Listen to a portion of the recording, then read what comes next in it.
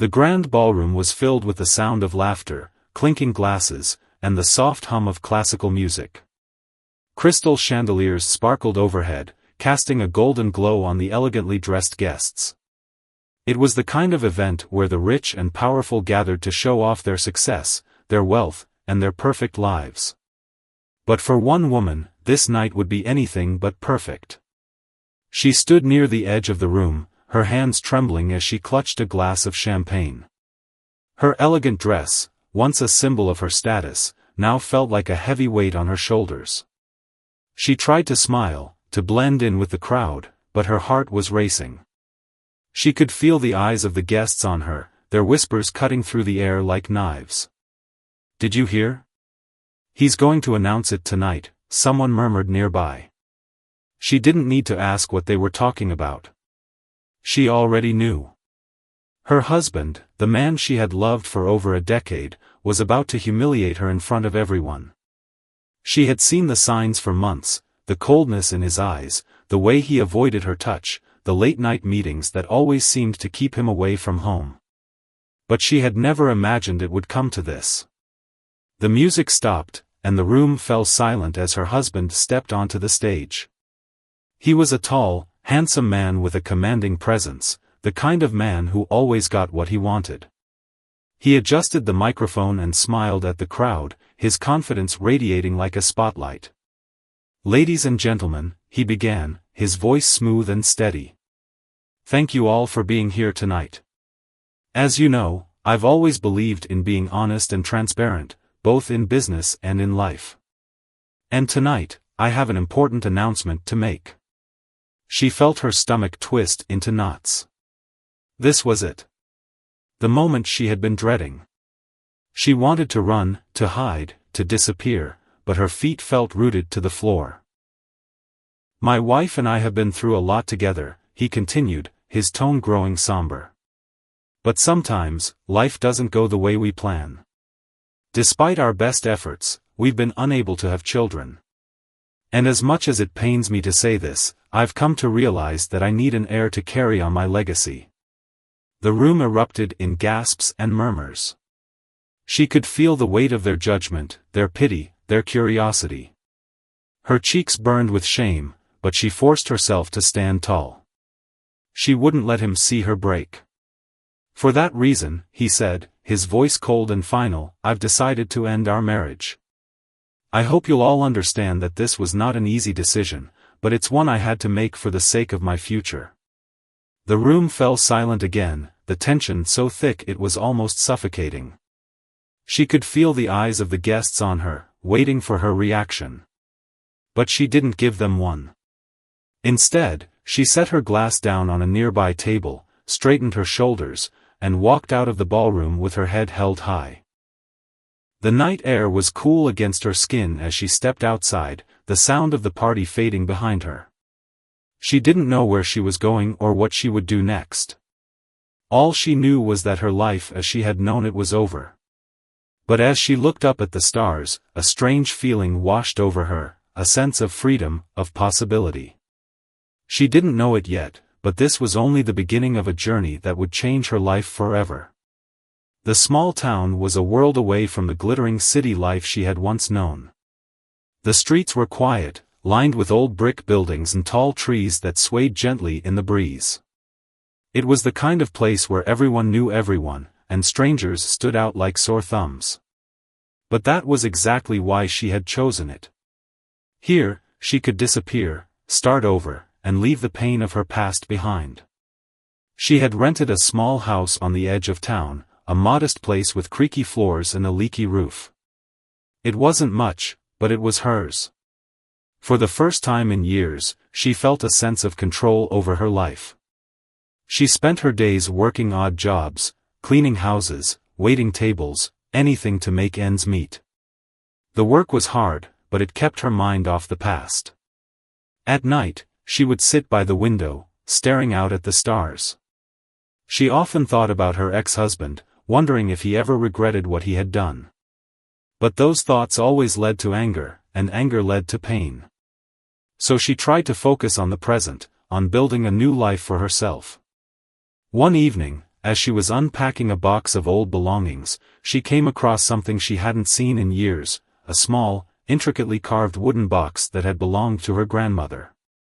She had forgotten all about it, tucked away in the back of a closet. Curious, she opened it and found a strange, glowing object inside. It was about the size of a marble, smooth and cool to the touch. The light it emitted was soft and pulsating, like a heartbeat. She had no idea what it was or where it had come from, but it felt alive. As she held it in her hand, a strange sensation washed over her, a mix of warmth and energy that made her feel both calm and alert. She set the object on the table and stared at it, her mind racing. What was it? Where had it come from? And why had her grandmother kept it hidden all these years? She tried to push the questions aside, telling herself it was just a trinket, nothing more. But deep down, she knew it was something special. Over the next few days, the glowing object became a source of fascination for her. She found herself drawn to it, unable to stop thinking about it. She tried to research it online, but found nothing that matched its description. It was as if it had come from another world. One night, as she was sitting alone in the dim light of her living room, she decided to take a closer look. She held the object in her hand and examined it from every angle, searching for some kind of clue. As she turned it over, she noticed a small, almost imperceptible seam running along its surface. Curiosity got the better of her. She pressed her thumb against the seam, and to her surprise, the object clicked open. Inside was a tiny, holographic projection, a message written in a language she didn't understand. But as she stared at it, the words began to shift and change, forming sentences in her own language. To the one who finds this, the message began, "You have been chosen. Your suffering has made you strong, and your strength has brought you here. This is not the end of your journey, but the beginning. Follow the path, and you will find what you seek. But beware, the road ahead is dangerous, and not everyone will welcome your transformation." Her heart raced as she read the words. Chosen? Transformation? What did it all mean? She felt a mix of excitement and fear, unsure whether to trust the message or dismiss it as some kind of trick. But something inside her told her to keep going, to see where this path would lead.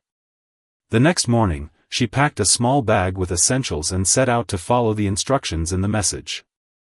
It led her to an old, abandoned factory on the outskirts of town, a place she had passed many times but never paid much attention to. As she approached the building, she felt a strange pull, as if the glowing object was guiding her. She pushed open the rusted metal door and stepped inside. The air was thick with dust, and the only light came from the cracks in the walls. But as she walked deeper into the factory, she noticed something strange. The floor was covered in symbols, similar to the ones she had seen in the holographic message. At the center of the room was a large, circular platform. She stepped onto it, and the symbols around her began to glow. Before she could react, the platform started to descend, taking her deep underground. Her heart pounded in her chest as she realized she was entering a hidden facility, one that had been waiting for her all along. The platform came to a stop with a soft hum, and she found herself standing in a vast, dimly lit chamber. The walls were made of a smooth, metallic material that reflected the faint glow of the symbols on the floor. The air was cool and sterile, with a faint hum of machinery in the background. It felt like stepping into another world. She hesitated, her heart pounding in her chest. Part of her wanted to turn back, to return to the safety of her small, ordinary life. But another part of her, a part she hadn't known existed, was drawn to the mystery of this place. The glowing object in her hand pulsed softly, as if urging her to move forward. Taking a deep breath, she stepped off the platform and into the chamber. As she did, the symbols on the floor lit up one by one, creating a path that led deeper into the facility. She followed it, her footsteps echoing in the silence. The chamber opened up into a larger room, filled with strange, futuristic equipment. There were screens displaying streams of data, machines with blinking lights, and what looked like pods lined up against the walls. It was unlike anything she had ever seen before. In the center of the room was a pedestal, and on top of it was a holographic projection of a figure, a tall, humanoid being with glowing eyes and a serene expression. The figure spoke in a calm, melodic voice. "Welcome, traveler. You have been chosen to embark on a journey that will change your life forever.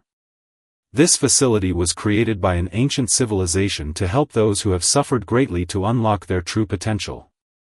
But the path ahead is not easy. You must decide whether to accept this challenge or return to your old life." She stared at the figure, her mind racing.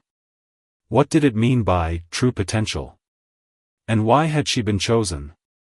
She thought about her life up to this point, the pain, the humiliation, the struggle to rebuild herself. Was this her chance to finally rise above it all? "What do I have to do?" she asked, her voice trembling. The figure gestured to one of the pods. "Step into the transformation chamber, and you will begin the process. But be warned, once you enter, there is no turning back. The journey will test you in ways you cannot imagine." She looked at the pod, her heart pounding. It was sleek and futuristic, with a glass lid that slid open as she approached. Inside was a soft, glowing light that seemed to beckon her. She hesitated, torn between fear and curiosity.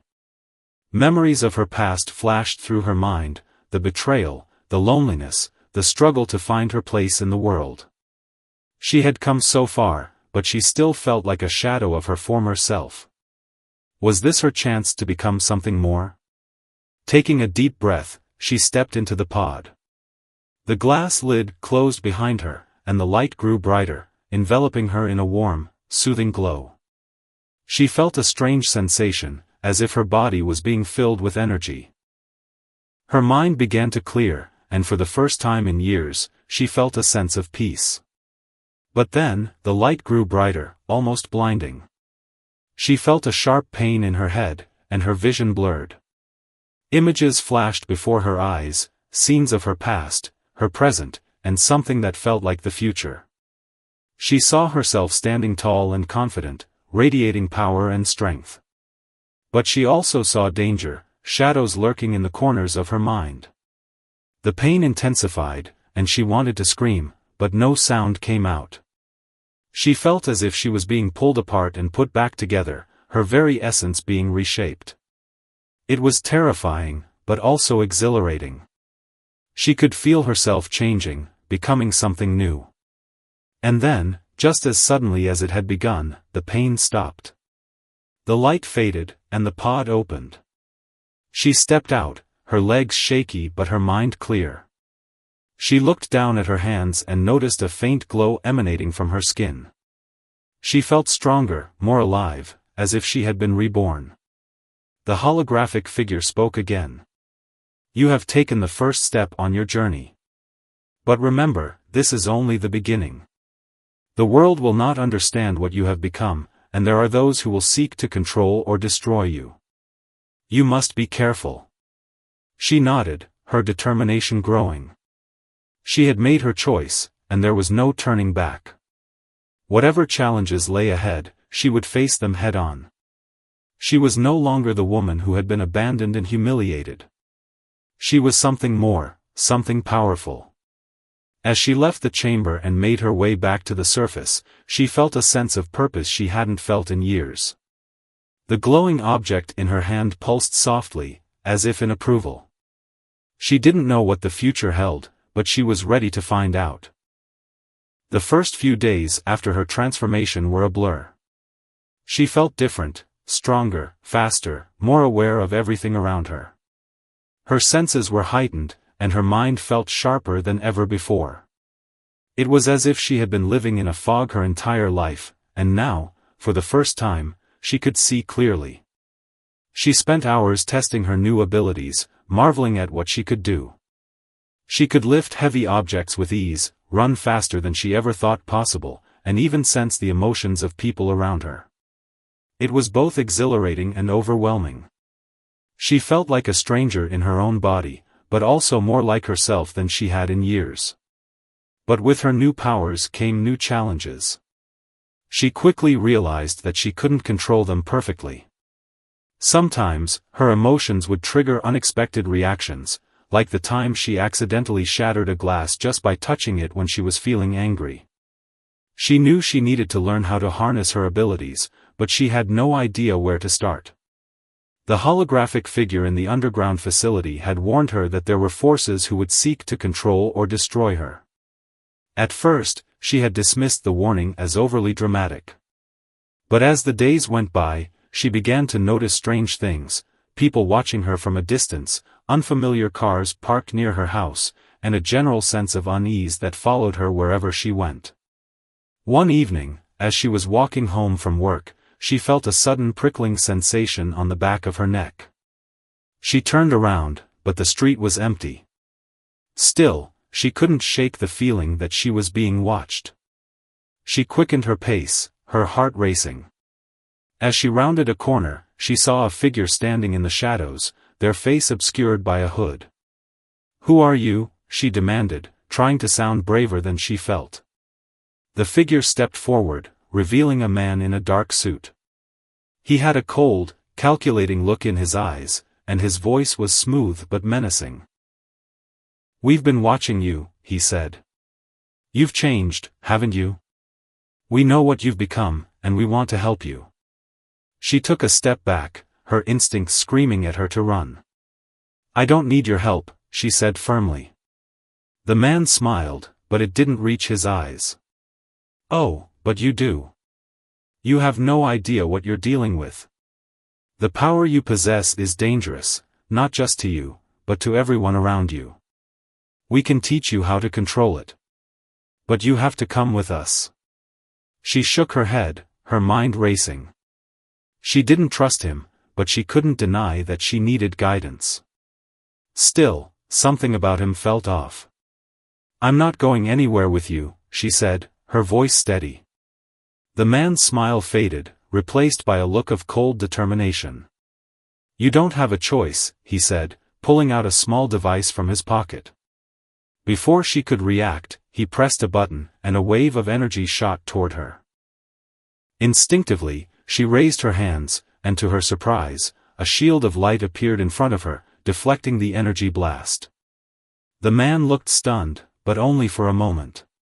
He pressed the button again, and this time, she was ready. She focused her energy and sent a powerful wave of force toward him, knocking him off his feet. He scrambled to his feet, his expression a mix of anger and fear. "This isn't over," he spat before disappearing into the shadows. She stood there, her heart pounding, her mind racing. She had just used her powers in a way she hadn't thought possible. But she also knew that this was only the beginning. The man's words echoed in her mind, "You have no idea what you're dealing with." As she made her way home, she couldn't shake the feeling that she was being drawn into something much bigger than herself. The glowing object in her pocket pulsed softly, as if reminding her of the path she had chosen. She didn't know what lay ahead, but she knew one thing for certain: she couldn't go back to the life she had before. The city looked different to her now. The towering skyscrapers, the bustling streets, the noise and chaos, it all felt both familiar and alien. She had spent so many years in this place, living a life that no longer felt like her own. But now, as she walked through the crowded sidewalks, she felt a sense of detachment, as if she were observing the world from a distance. She had returned to the city for one reason: to confront her past. Her ex-husband was still here, still living his lavish life, still pretending that everything was perfect. She didn't know what she would say to him or even if she wanted to say anything at all. But she needed to see him, to prove to herself that she was no longer the woman he had abandoned. As she approached his office building, a sleek, modern tower that symbolized his success, she felt a surge of emotions. Anger, sadness, and a strange sense of pity. He had thrown her away like she was nothing, but now she was something he could never have imagined. She walked into the building, her confidence radiating. The receptionist looked up, startled by her presence. "Can I help you?" the woman asked, her tone polite but wary. "I'm here to see him," she said simply, her voice calm but firm. The receptionist hesitated, clearly unsure of what to do. "Do you have an appointment?" "No," she replied. "But he'll want to see me." Before the receptionist could respond, she walked past the desk and headed straight for the elevator. The doors opened, and she stepped inside, pressing the button for the top floor. As the elevator ascended, she took a deep breath, preparing herself for what was to come. When the doors opened, she stepped out into a luxurious office suite. The walls were made of glass, offering a stunning view of the city. Her ex-husband was sitting at his desk, his back to her, talking on the phone. He didn't notice her at first, but when he turned around, his eyes widened in shock. "What are you doing here?" he demanded, his voice a mix of anger and disbelief. She walked closer, her gaze steady. "I wanted to see you," she said simply. He stood up, his expression hardening. "You shouldn't be here. We're done. There's nothing left to say." She smiled faintly, a hint of sadness in her eyes. "You're right. There's nothing left to say. But I wanted you to see me, to see what you lost." He stared at her, his confusion evident. "What are you talking about?" She didn't answer. Instead, she reached out and placed her hand on his desk. As she did, the wood began to glow faintly, and the surface shifted, as if it were alive. His eyes widened in shock, and he took a step back. What is this?" he stammered. "This is who I am now," she said, her voice calm but powerful. "You thought I was weak, that I was nothing without you. But you were wrong. I'm stronger than you could ever imagine." He looked at her, his expression a mix of fear and awe. For the first time, she saw a crack in his facade, a glimpse of the man behind the mask. But she didn't feel the satisfaction she had expected. Instead, she felt pity. He had built his life on lies and emptiness, and now he was trapped in it. "I didn't come here to hurt you," she said softly. "I came to show you that I'm free. And I hope, one day, you'll find a way to be free too." With that, she turned and walked away, leaving him standing there, speechless. As she stepped back into the elevator, she felt a sense of closure. She had faced her past, and now she was ready to move forward. But as she left the building, she noticed something that made her heart race: a black car parked across the street, its windows tinted. She could feel the eyes watching her, and she knew that the secret organization was still out there, waiting for their chance to strike. She quickened her pace, her mind racing. She had faced her past, but her future was still uncertain. And as she disappeared into the crowd, she knew that the real battle was just beginning. The black car followed her for days. No matter where she went, whether it was to the grocery store, the park, or even her small apartment, it was always there, lurking in the background. She tried to ignore it, to pretend it wasn't happening, but the constant presence was unnerving. She knew it was only a matter of time before they made their move. One evening, as she was walking home from a quiet dinner at a local cafe, she decided to confront them. She turned down a narrow alley, knowing it was a dead end, and waited. Moments later, the black car pulled up, blocking the entrance. Two men stepped out, both dressed in dark suits and wearing sunglasses despite the late hour. "We've been trying to reach you," one of them said, his voice calm but firm. "You've been avoiding us." She crossed her arms, her expression defiant. "I don't know who you are or what you want, but I'm not interested." The man smiled, but it didn't reach his eyes. "You don't understand. This isn't a choice. You've been changed, and that makes you our responsibility. We need to make sure you don't become a threat." "A threat to who?" she shot back. "To you? To your organization? I'm not the one following people around and intimidating them." The second man stepped forward, his tone more aggressive. You think you're in control, but you're not. That power you have, it's dangerous. And if you don't let us help you, it's going to get out of hand." She felt a surge of anger, and before she could stop herself, her hands began to glow. The men took a step back, their expressions wary. "I don't need your help," she said, her voice low and steady. "And I'm not afraid of you." The first man held up his hands in a placating gesture. "We're not your enemies. We just want to make sure you don't hurt anyone, including yourself." She hesitated, her anger wavering. Deep down, she knew they had a point. Her powers were still unpredictable, and she didn't fully understand them. But she also knew she couldn't trust these men.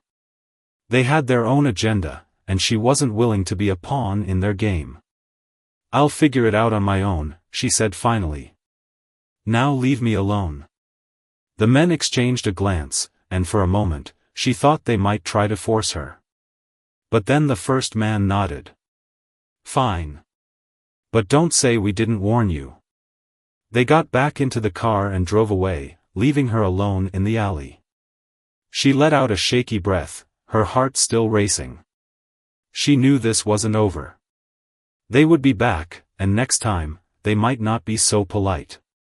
As she walked home, she couldn't shake the feeling of unease. She had faced her ex-husband and proven her strength, but this was different. This wasn't just about her past, it was about her future. And she didn't know if she was ready for what was coming. When she got back to her apartment, she found a package waiting for her at the door. It was a small, unmarked box with no return address. She hesitated before opening it, her instincts on high alert. Inside was a note and a small device that looked like a wristband. The note read, "If you won't come to us, we'll come to you. This will help you control your powers. Use it wisely." She picked up the wristband, turning it over in her hands. It was sleek and lightweight, with a small screen that displayed strange symbols. She didn't know whether to trust it, but she also knew she couldn't keep going like this, constantly on edge, unsure of her own abilities. After a moment of hesitation, she slipped the wristband onto her arm. It fit perfectly, as if it had been made for her. As soon as it was in place, she felt a surge of energy, and the symbols on the screen began to glow. She closed her eyes, focusing on the sensation, and for the first time, she felt a sense of control. But as she opened her eyes, she noticed something strange, a faint red light blinking on the wristband. She didn't know what it meant, but it made her uneasy. She had a feeling that this device was more than just a tool. It was a way for the organization to keep tabs on her. She knew she was walking a fine line. She needed to learn how to control her powers, but she couldn't let herself be controlled in the process. The road ahead was uncertain, but one thing was clear, she couldn't do this alone. The wristband helped, but it wasn't perfect. Over the next few days, she practiced using it to channel her energy, learning how to focus her powers without losing control. The red light continued to blink, a constant reminder that the organization was watching her every move. She didn't trust them, but for now, she had no other choice. One night, as she was walking home from the park, she felt a sudden shift in the air. The streets were unusually quiet, and the faint hum of the city seemed to fade into the background. She stopped, her senses on high alert. Something was wrong. Before she could react, a group of men in black suits emerged from the shadows, surrounding her. They moved with precision, their expressions cold and calculating. She recognized them immediately, they were from the organization, but this time, they weren't here to talk. "You've had your chance," one of them said, his voice devoid of emotion. "Now it's time to come with us." She clenched her fists, her heart pounding. "I'm not going anywhere with you." The man smirked. "You don't have a choice." He raised his hand, and a wave of energy shot toward her. She reacted instinctively, raising her arm and activating the wristband. A shield of light appeared, deflecting the blast. The force of the impact sent her stumbling back, but she managed to stay on her feet. The men didn't give her time to recover. They attacked simultaneously, their movements coordinated and relentless. She fought back with everything she had, using her powers to create barriers, launch counterattacks, and dodge their strikes. But they were well trained and well equipped, and she was outnumbered. As the battle raged on, she began to feel the strain. Her energy was fading, and the wristband's red light was blinking faster, as if warning her that she was reaching her limit. She knew she couldn't keep this up much longer. In a moment of desperation, she focused all her remaining energy into one powerful blast. The force of it sent the men flying, giving her a brief window to escape. She turned and ran, her legs burning with exhaustion. But she didn't get far before she heard the sound of footsteps behind her. She ducked into an alley, hoping to lose them, but it was a dead end. She turned around, her back against the wall, as the men closed in. She was trapped, and she knew it. But just as they were about to grab her, a voice rang out. "Leave her alone." She looked up, startled, to see a figure standing at the entrance of the alley. It was a man she didn't recognize, but there was something familiar about him. He stepped forward, his eyes glowing with the same light she had seen in her own reflection. The men hesitated, clearly unsure of what to do. The newcomer raised his hand, and a wave of energy surged through the alley, knocking the men off their feet. They scrambled to get up, but he didn't give them a chance. With a flick of his wrist, he created a barrier of light, trapping them inside. He turned to her, his expression calm but concerned. "Are you okay?" She nodded, still trying to catch her breath.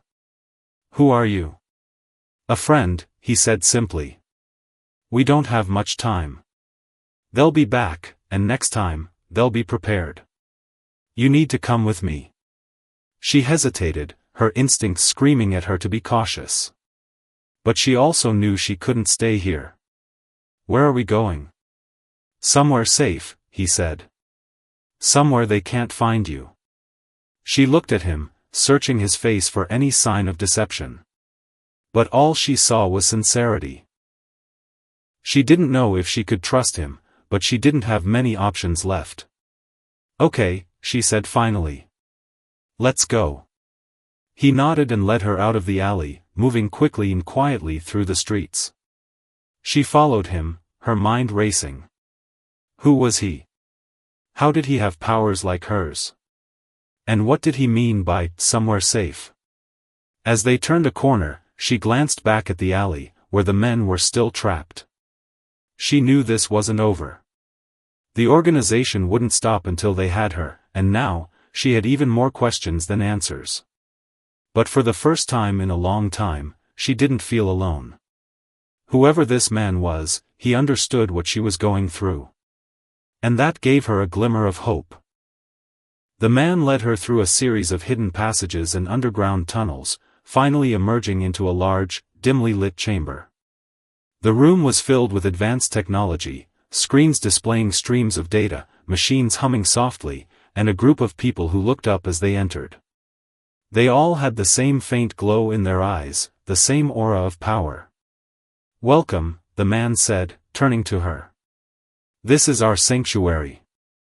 We're like you, people who were chosen, transformed, and hunted by the organization. But here, we're safe." She looked around, her mind racing. "Who are you all? And why did this happen to us?" The man gestured for her to sit. "The organization calls us the Evolved. We were chosen by an ancient alien technology, designed to help humanity reach its full potential. But not everyone sees it that way.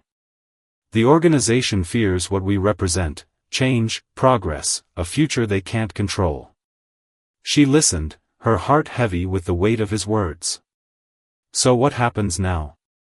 "We can't hide forever." "We don't plan to," he said firmly. "We've been gathering our strength, preparing for the day when we can reveal the truth to the world. But we need your help. You're stronger than most of us, and you've faced the organization head-on. Together, we can end this. She hesitated, unsure if she was ready for such a responsibility. But as she looked around the room, at the faces of people who had been through the same struggles as her, she felt a sense of belonging she hadn't felt in years. These were her people, and this was her fight. "What do we need to do?" she asked. The man smiled. "We're going to expose the organization. We're going to show the world what they've been hiding, and what we're capable of." The plan was risky, but it was their only chance. They would infiltrate the organization's headquarters, a heavily guarded facility hidden beneath the city. Using their combined powers, they would disable the security systems, access the organization's files, and broadcast the truth to the world. As they approached the facility, she felt a mix of fear and determination. This was it, the moment that would define her new life. She glanced at the man who had saved her, and he gave her a reassuring nod. "Stay close," he said. "We'll get through this together." They moved quickly and silently, using their powers to bypass guards and security systems. But as they reached the central control room, they were met with resistance. The organization's leader, a cold and calculating woman, stood waiting for them, surrounded by armed guards. "I knew you'd come," the woman said, her voice dripping with disdain. "You think you're saving the world, but you're only delaying the inevitable. Humanity isn't ready for what you represent." "Maybe not," she replied, stepping forward. "But we're not here to ask for permission. We're here to show the world the truth." The woman smirked. "And what makes you think you'll succeed?" Before she could respond, the guards opened fire. She raised her hands, creating a shield of light to protect herself and her allies. The man beside her launched a counterattack, using his powers to disarm the guards. The room erupted into chaos as the two sides clashed. Despite the odds, they fought with everything they had. She focused her energy, using the wristband to amplify her powers. She could feel the strain, but she pushed through, determined to see this through to the end. Finally, they reached the control panel.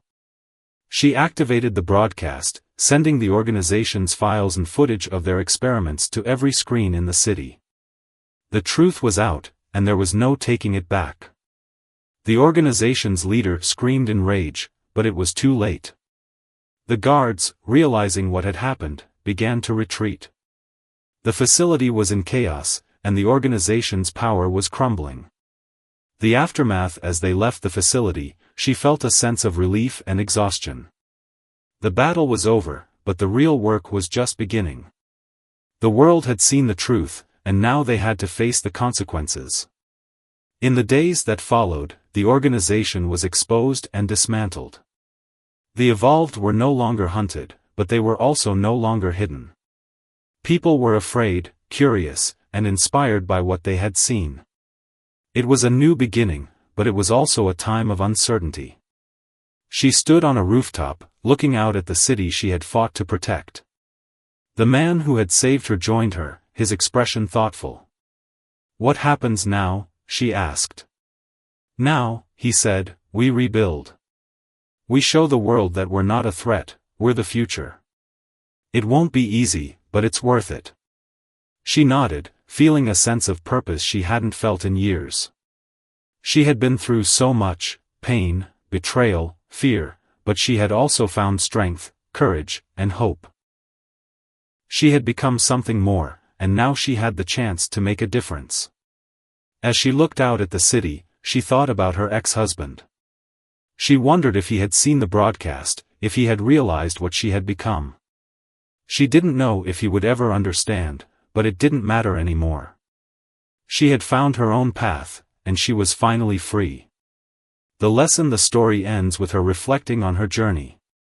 She had learned that true strength comes from within, that pain can be transformed into power, and that the future is shaped by those who dare to embrace change. She had faced her past, fought for her future, and found a new purpose. And as she stood there, watching the sunrise over the city, she knew that her story was just beginning.